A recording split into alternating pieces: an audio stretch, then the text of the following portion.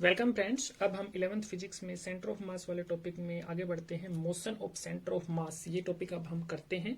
ठीक है, तो सबसे पहले आपने पढ़ा होगा, हमें पता है जो पोजीशन वेक्टर होता है सेंटर ऑफ मास का for a system of N particles. ठीक है, उसको हम किससे डिनोट करते हैं? आर वेक्टर से डिनोट करते हैं, कैपिटल आर वेक्टर से। ये क्या होता है?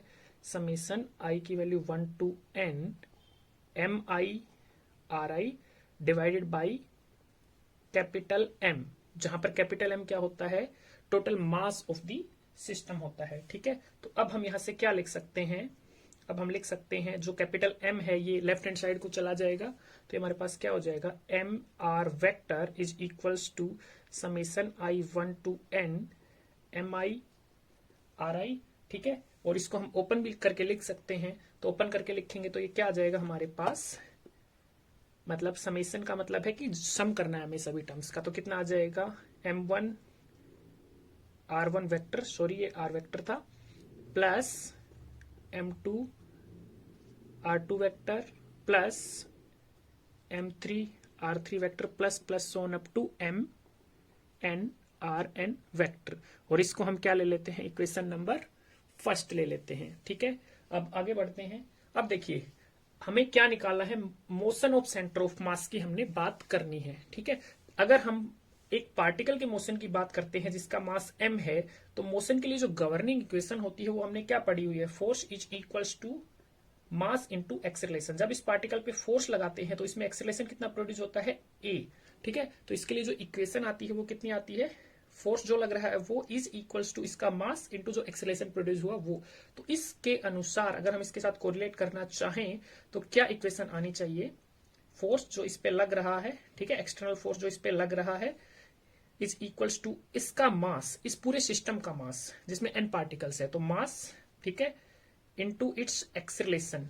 लेकिन एक्सेलरेशन यहाँ पे किसका आता है? सेंटर ऑफ मास का आता है। ठीक है, सेंटर ऑफ मास का एक्सेलरेशन हमारे पास आता है, तो यही हमारे पास फाइनल इक्वेशन आनी चाहिए और यही हम इसमें डिराइव करेंगे।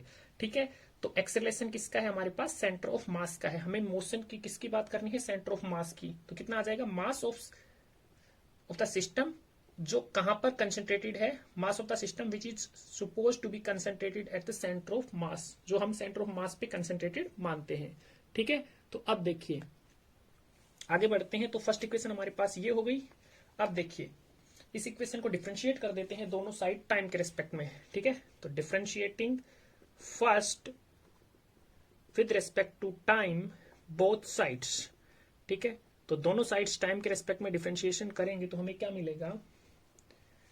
m, या हम कर देते हैं D by D T of M R vector. इस साइड में कितना आ जाएगा? D by D T of this whole equation m1 r1 vector plus m2 r2 vector plus plus so on up to mn rn vector. ठीक है, तो अब देखिए लेफ्ट हैंड साइड क्या आ जाएगा? D by D T of M R vector. ठीक है, तो m क्या है? कांस्टेंट है, क्योंकि मास कांस्टेंट रहेगा पूरे सिस्टम का। ठीक है, तो m बाहर आ जाएगा, तो कितना आ जाएगा? D R by D T. ठीक है, अब राइट हैंड साइड करेंगे तो देखिए डिफरेंशिएशन है इन सभी एन टर्म्स का। तो अब अगर हमारे पास ऐसा कुछ गिवन है D by D T of, sorry D by D T नहीं, हम एक्स के रेस्पेक्ट में कोई मैं एग्जांपल लेके बताता हूं। अगर हमारे पास ऐसे हो D by D x of 3x square plus 5y(x), ठीक है, तो हम इसको ऐसे भी ओपन करके लिख सकते हैं D by D x of 3x square plus D by D x of 5y(x). ठीक है, तो मतलब अगर हमारे पास इन n टर्म्स का डिफरेंशिएशन है तो इनको अलग अलग करके भी लिख सकते हैं। ठीक है, तो हमारे पास अलग अलग करके चाहे डायरेक्ट लिख देते हैं आप, कोई दिक्कत नहीं है। तो कितना आ जाएगा? ये डिफरेंशिएशन की प्रॉपर्टी होती है D by D T of m1 r1 plus D by D T of m2 r2 vector plus plus so on up to D by D T of mn rn vector. अगर आपको कोई भी step समझ में नहीं आया तो आप बेझिझक कमेंट करके पूछ सकते हैं। ठीक है, मैं आपके कमेंट का रिप्लाई जरूर करूंगा। ठीक है, तो अब यहां से देखिए, अब सेम प्रोसीजर हम फॉलो करेंगे जो हमने यहां पे किया था कि m1 कांस्टेंट है तो m1 को बाहर ले सकते हैं। ठीक है, तो डी बाई डी टी किसका आ जाएगा? r1 वेक्टर का आ जाएगा। ठीक है, प्लस m2 बाहर ले लेंगे D by D T r2 vector का, तो D R two by D T लिख देंगे यहाँ पे, D R one by D T plus plus so on up to mn D R N by D T. ठीक है। तो आप सभी को मालूम है कि अगर हम डिफरेंशिएशन, अगर हम डिस्प्लेसमेंट सॉरी पोजीशन वेक्टर का डिफरेंशिएशन कर दे टाइम के रेस्पेक्ट में, तो dr बाई dt किसके इक्वल आ जाता है, वेलोसिटी के इक्वल आ जाता है। ठीक है, तो ये वाला किसके इक्वल आ गया, कैपिटल V के इक्वल आ गया। और अगर हम यहां पे देखें dr1 बाई dt, तो इसको हम लिख देंगे स्मॉल v1 वेक्टर। तो यहां पे एक्चुअली में क्या है, जो हमारे पास v1 है, v2 है, dr1 बाई dt कितना आ जाएगा v1, और dr2 बाई dt कितना आ जाएगा v2, and shown drn by dt किसके इक्वल आ जाएगा, vn के इक्वल आ जाएगा। ठीक है, तो हम यहां से क्या लिख सकते हैं, मैं यहां पे लिख देता हूं, वेयर, पहले उससे पहले हम ये लिखते हैं m1 dr1 बाई dt किसके इक्वल आ जाएगा, v1 के इक्वल आ जाएगा, small v1, plus m2 dr2 by dt किसके इक्वल आ जाएगा, v2 के इक्वल आ जाएगा, स्मॉल v2। ठीक है, plus plus so on up to n vn। ठीक है, और इधर कितना आ जाएगा लेफ्ट हैंड साइड में, m कैपिटल V वेक्टर। ठीक है, तो हम यहां से क्या लिख सकते हैं, where v1 v2 v3 up to so on up to vn। ठीक है, ये किन की वेलोसिटी है, v1 पहले पार्टिकल की वेलोसिटी है, v2 दूसरे पार्टिकल की वेलोसिटी है, ऐसे vn nth पार्टिकल की वेलोसिटी है। ठीक है, vn v2 v3 up to vn are the velocities of the n particles. ठीक है, are the velocities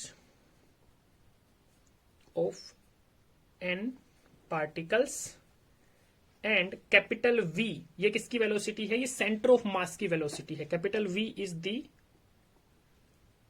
velocity of centre of mass of the system. ठीक है, तो यहां तक हो गया हमारे पास। ठीक है, तो मैं इसको रब कर देता हूं, ऊपर लिखते हैं अब हम।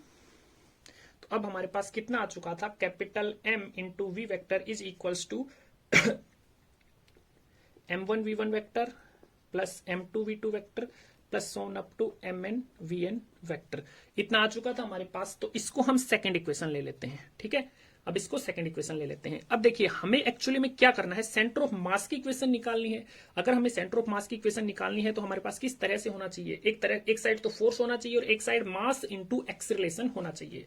तो अगर आप यहाँ पे देखिए सेकंड इक्वेशन में जो लेफ्ट हैंड साइड है m इंटू वी वैक्टर, तो अगर हम इसका एक बार और टाइम के रिस्पेक्ट में डिफरेंशिएशन कर दे तो dv बाई dt आ जाएगा, और dv बाई dt क्या होता है, एक्सेलरेशन होता है। ठीक है, तो अब हम क्या कर सकते हैं, सेकंड इक्वेशन को दोबारा से टाइम के रिस्पेक्ट में डिफरेंशिएट कर सकते हैं। तो हम यहां से क्या लिख सकते हैं, differentiating second with respect to time. ठीक है, तो हमें क्या मिलेगा, ठीक है, तो हमें क्या मिलेगा, m into DV by D T, यहाँ पे मैंने डायरेक्ट लिख दिया, m को बाहर ले लिया क्योंकि कांस्टेंट है, इज इक्वल्स टू पूरे का डी बाई डी टी करेंगे तो क्या आ जाएगा, D by D T of m1 v1 plus D by D T of m2 v2 plus plus on up to D by D T of mn vn। ठीक है, तो m1 को बाहर ले लेंगे तो हमारे पास कितना आ जाएगा, m1 dv1 by D T plus m2 dv2 by D T plus plus on up to mn dvn by D T. तो आप सभी को मालूम है कि capital dv by D T, अगर dv बाई डी टी हम करेंगे तो ये एक्सेलरेशन हो जाएगा, rate of change of velocity with respect to time क्या होता है, एक्सेलरेशन। ये कैपिटल के लिए है। स्मॉल अगर हमारे पास है small dv1 by D T, तो ये कितना आ जाएगा, स्मॉल a1 आ जाएगा। ठीक है, तो ये हमने पढ़ा हुआ है अच्छे से, आपको पता होगा। ठीक है, तो अब देखिए, तो यहां से मैं नेक्स्ट स्टेप क्या लिख सकता हूं, m into capital A is equals to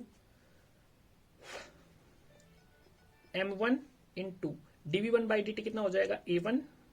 ठीक है, plus m2 dv2 by D T a2 plus so on up to mn dvn by D T कितना हो जाएगा, an हो जाएगा। ठीक है, तो अब हम यहाँ पे क्या, और हम यहाँ पे क्या देख सकते हैं, where a1 a2 a3 up to an are the acceleration of the n particles and capital A is the acceleration of centre of मास। ये हम लिख सकते हैं जैसे कि हमने पहले भी लिखा था, v1 v2 v3 up to vn are the velocities of the N particle and capital V is the velocity of centre of mass. ठीक है, तो अब देखिए ये हमारे पास दूसरी इक्वेशन थी और थर्ड इक्वेशन हमारे पास क्या आ चुकी है। थर्ड इक्वेशन हमारे पास आई है capital M into A is equals to m1a1 plus m2a2 plus plus so on up to mnan। ठीक है, इसको हम थर्ड इक्वेशन ले सकते हैं। ठीक है, तो अब आप देखिए, आप सभी ने पढ़ा हुआ है कि अगर किसी पार्टिकल में एक्सेलरेशन प्रोड्यूस हो रहा है, ठीक है, तो ऑब्वियसली बात है फोर्स हमने लगाया होगा। तो अब हम क्या मान लेते हैं, अज्यूम कर लेते हैं, if F1 capital F1 F2 F3 up to Fn are the total external force on the n particles. ठीक है, पहले पार्टिकल्स पे फोर्स जो टोटल एक्सटर्नल फोर्स लग रहा है वो F1 है, दूसरे पे जो फोर्स लग रहा है वो F2 है। ठीक है, तीसरे पे F3। ठीक है, तो हम ये बोल सकते हैं कि टोटल एक्सटर्नल फोर्स है on first second and third and up to nth particles. ठीक है, या फिर ऐसे लिख सकते हैं। ठीक है, तो अब हम यहां से न्यूटन सेकंड लॉ का यूज करके क्या लिख सकते हैं, यूजिंग न्यूटन्स सेकंड लॉ क्या आ जाएगा हमारे पास कि जो फोर्स लग रहा है पहले पार्टिकल पे F1, तो उसकी इक्वेशन क्या हो जाएगी, पहले पार्टिकल का मास इंटू पहले पार्टिकल में फोर्स की वजह से जो एक्सेलरेशन प्रोड्यूस हो रहा है वो, तो F1 is equal to m1 into a1, second F2 पे क्या हो जाएगा m2 into a2 up to nth particle के लिए क्या हो जाएगा mn इंटू an। ठीक है, ये हो जाएगा। तो अब हम आगे क्या लिख सकते हैं, तो अब यहां पे देखिए capital M into A vector is equals to m1 into a1 किसके इक्वल हो जाएगा, कैपिटल F1 के इक्वल हो जाएगा, m2 into a2 capital F2 के इक्वल हो जाएगा, up to so on up to mn into an capital Fn के इक्वल हो जाएगा। ठीक है, सो यहां से देखिए पहले पार्टिकल पे जो फोर्स लग रहा है वो है F1, दूसरे पार्टिकल पे जो फोर्स लग रहा है वो F2 है। ठीक है, तीसरे पे F3 up to nth particle पे जो फोर्स लग रहा है वो Fn है। तो हम बोल सकते हैं कि जो टोटल फोर्स है वो F1 plus F2 plus F3 up to Fn के इक्वल होगा। तो जो टोटल एक्सटर्नल फोर्स है वो किसके इक्वल हो जाएगा, इनके इक्वल हो जाएगा। ठीक है, तो इसको हम टोटल एक्सटर्नल फोर्स बोल देंगे।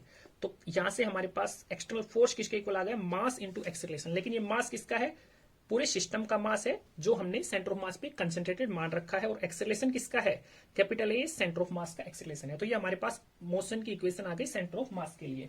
ठीक है, तो यहाँ पे एक्सटर्नल फोर्स क्या है, F एक्सटर्नल कितना है F1, हम यहाँ से लिख भी सकते हैं F एक्सटर्नल कितना है F1 plus F2 plus plus so on up to Fn। ठीक है, तो यहां से हमारे पास ये आ गया वेयर एंड इक्वेशन फोर्थ हमारे पास क्या हो गई, equation of centre of mass. ठीक है, तो फ्रेंड्स मिलते हैं अगले वीडियो में।